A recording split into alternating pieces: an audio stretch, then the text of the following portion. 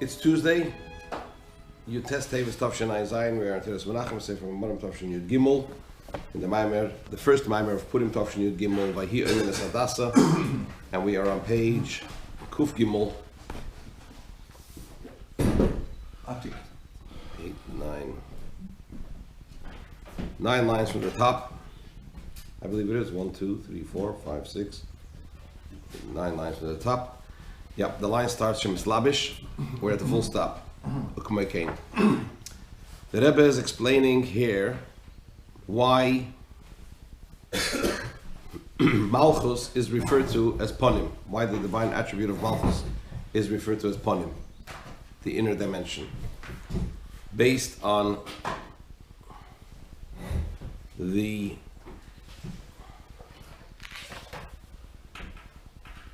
verse in Parshas Vayelech, which says, "V'anochi haster astir ponai b'yemahu."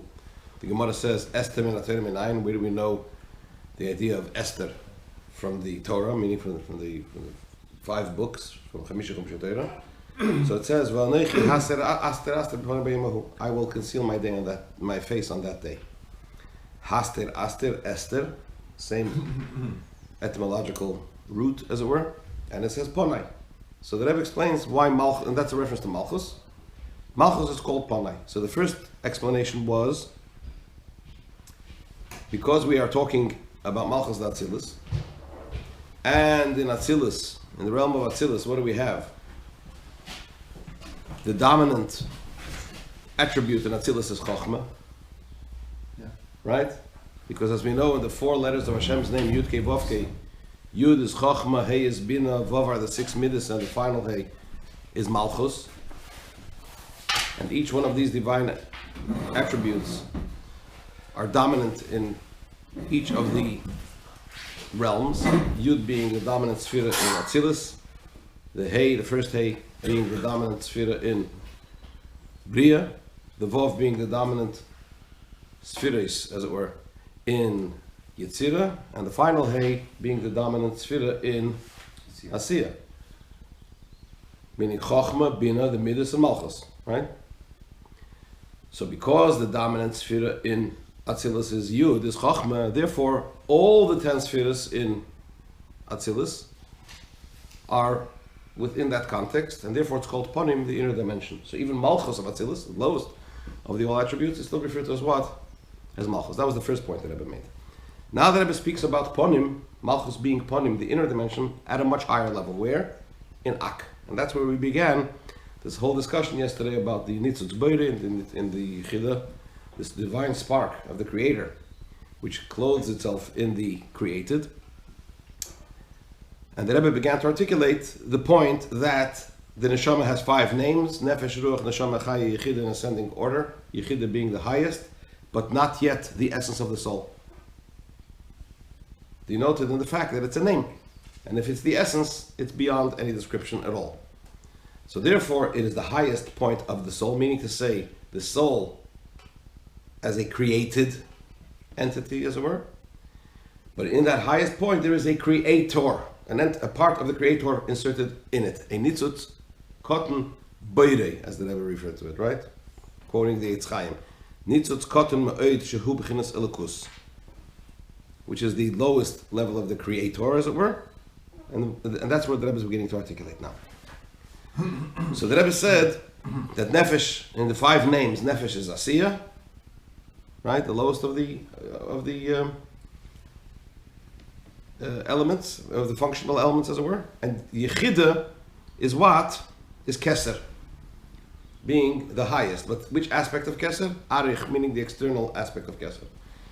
Now, if you remember, we learned in one of the previous Mamorim that when we talk about Keser, in terms of Atik and Arich, meaning the inner dimension of Keser, and the external dimension of Keser, the higher aspect of Keser is still in the domain of the Creator.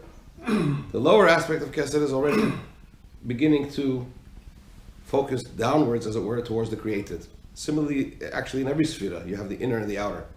So they're made up of 2 components, as it were, a component from the higher, and a component which is focused on the lower.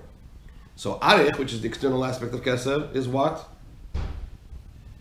is the lower, which means it's in the nivra context, in the context of the. Is that mine? Mine? No. It's turning in, but don't forget to be at 22. He's on his way. No. Right? Okay. So what's Keser? Keser is the aspect of the creator. So now the Rebbe begins to flesh that out. So again, Yechida is Arich, which means the highest point of the created, and Keser is the lowest point of the creator. And that's the Nitzot Echad Koton Boirei of the creator, which is inserted where? In the highest point of the created. So this is in the realms of Asiya, Yetzira, Bria, and Atzilus, and then Keser. Right? Then, now the Rebbe goes higher. Page Kuf Gimel line, that's from the top. We're at the full stop. So too in Adam Kadmon, primordial man, which is the foremost thought, as it were, for the generality of the chain order of creation. It's the beginning of all the Seder Shtalshalos. This is also something that we learned in a previous Maimer, that within Ak we have what? Spheres and Levushim. Spheres are made up of Oiris and Kalim, whatever they are, however they exist in Machshav Akdum Ak, in the form of potential, as it were, in the form of thought. They're perceived. And you also have what? Levushim, garments. If you remember in Pasach Eliyahu that we say on Erev Shabbos, there's a phrase there that says Levushim Tikinas Lein Diminayu Porchin Nishmosin Livnei Nosha. You have fashioned garments for them, for the spheres, from which souls fly to humans. In other words, these Levushim being these garments, that's a reference to Ak, the garments of Ak, which are the source for the Neshamos. It's a bit Kabbalistic, but let's see how the Rebbe fleshes this out. So in Ak you have Sheyesh Sham Bechinas Levushim Bechinas Spheres. In Ak you have what? Garments and attributes. Bechinas Levushim Humachziv and Neshamas. The garments that are within where? Within Adam Kadmon are the quarry for souls, meaning to say that's where souls come from. And the spheres, the quarry of spheres as they are in Ak, is the quarry from where the spheres that follow come from. Right? Now you will note that the Levushim, necessarily, as we know, are at a lower level than the spheres, right? Like for example, when we talk about the Neshama, as the Alter Rebbe explains in Tanya, there's the Neshama, and the Neshama has 10 faculties, as it were, and then it has 3 garments. So that's in descending order, right? The Midas, the Koiches and Nefesh faculties of the soul are higher. The Levushim are lower, right? But this is, again, Adam Kadmon. When we talk about Adam Kadmon, this is the first aspect of what? Of the created. So in the context of Yechida, as it were, right? Focusing back on what the Rebbe said before, we're still talking about what? When we say Levushim are the garments are the quarry for the souls, we're talking about what? The created. Right? Let's take this further now, says the Rebbe.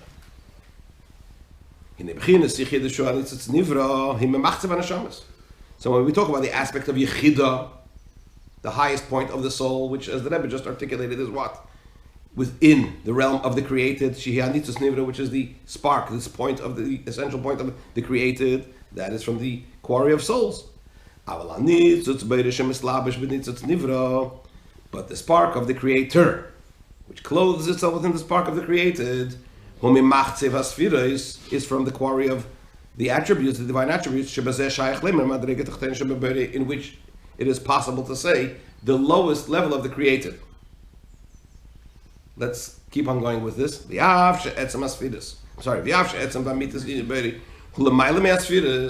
forget that Adam Kadmon, what are we talking about when we talk about Adam Kadmon? This is after the Tzimtzum, right?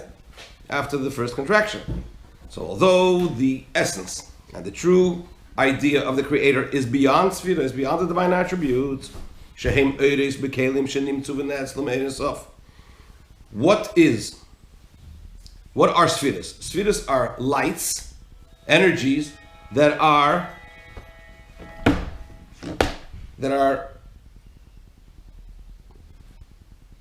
clothed in vessels that have come into being and have been emanated from Hashem's divine light.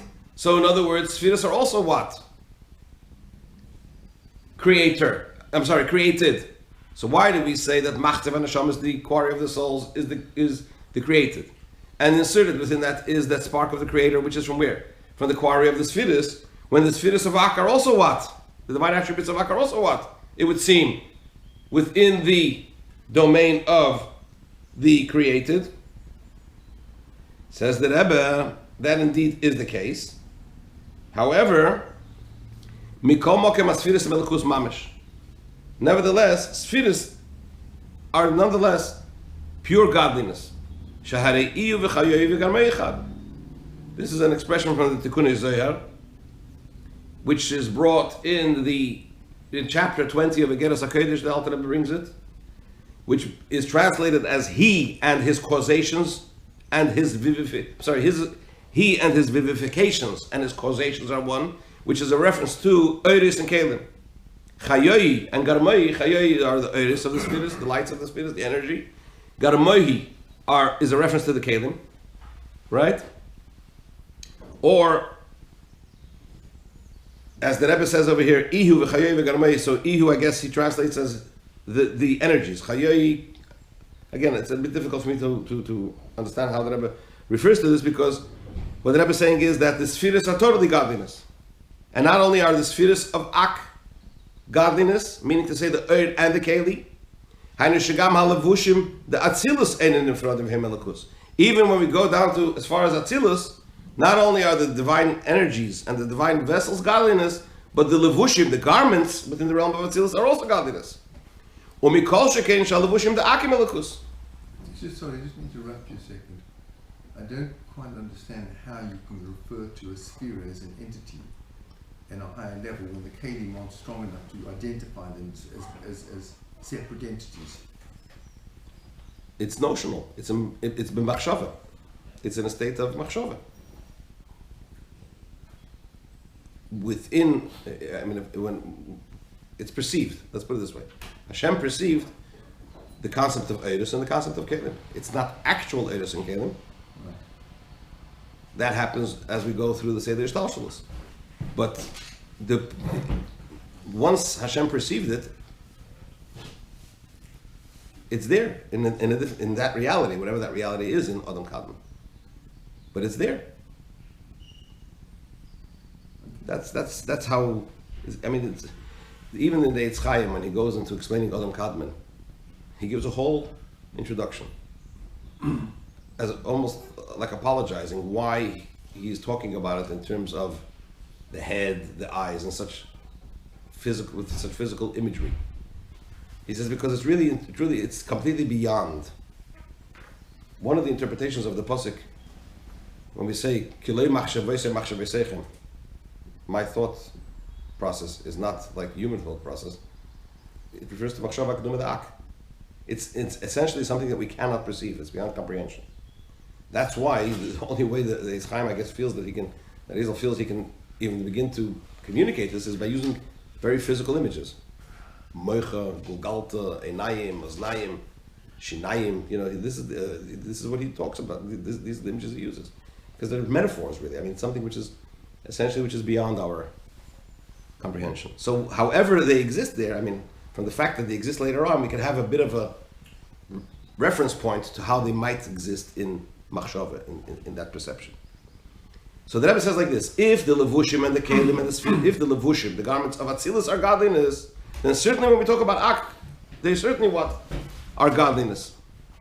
Meaning to say, einam nifrodim, they are not separate entities. Vehem elikus, their godliness. Umekol shekem shal levushim the Akim elikus. And certainly when we talk about the garments of Adam Kadmon, primordial matter, there's certainly godliness. This is in reference to what? To the garments which are an expansion. Certainly when we talk about what? The divine attributes of Atzilus, they are certainly godliness. Harei Melkus Mamar. Certainly, when we talk about the divine attributes of Adam Kadmon, of primordial man, there's certainly godliness. So therefore, the Rebbe says it is possible to say, when we talk about the Sfiras of Adam Kadmon, that is the lowest level of the Creator. Right? So the Sfiras are higher than the Levushim. The Levushim, the garments of Akarwat, the quarry of souls. The Sfiras are the quarry of the Sfiras, which follow, right? Where the Sfiras of Seish Tashlos emanate from. So in that context, the Sfiras is Bayrei, the Creator, and the Levushim is Nivra. Now the next point, we have to stop now. The Rebbe says that really and truly there is even a higher element. And that's the real essential point the Rebbe is getting to, that Adam Kadmon is already after the Tzimtzum, after the contraction. So when we talk about the Nitzutz Bayrei, which is inserted, the spark of the Creator that's inserted into this essential point of the soul, the Yechida, we're really talking about something which comes into Adam Kadmon, is present in Adam Kadmon from before the Tzimtzum. And that's why the point will be, Malchus is referred to as Ponim. Malchus being the lowest level of the Creator, meaning that point that is inserted in Adam Kadmon from before the Tzimtzum, and it's that point, which is the lowest level of the Creator, meaning to say, the lowest, the final point, as it were, from before the Tzimtzum. In that sense, it's considered the lowest level of the Creator. Again, these are metaphorical, it's a metaphorical terminology.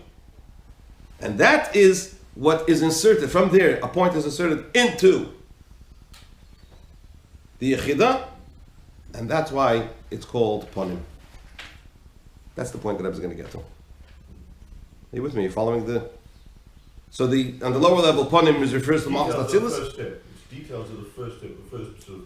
Okay, let's try to simplify this. Atzilus relative to Bria Tzira Asiya is creator relative to created. Atzilus is still an emanation. It's not a creation. Bria denotes creation. So Atzilus relative to Bria is creator. Malchus of Atzilus is the lowest level of, so to speak, the domain of the created. Similarly, in Adam Kadmon, when we talk about Atzilus would be the last point before Adam Kadmon. Adam Kadmon is referred to as Bria the Klolos. Okay? So those are the paradigms, those are the steps.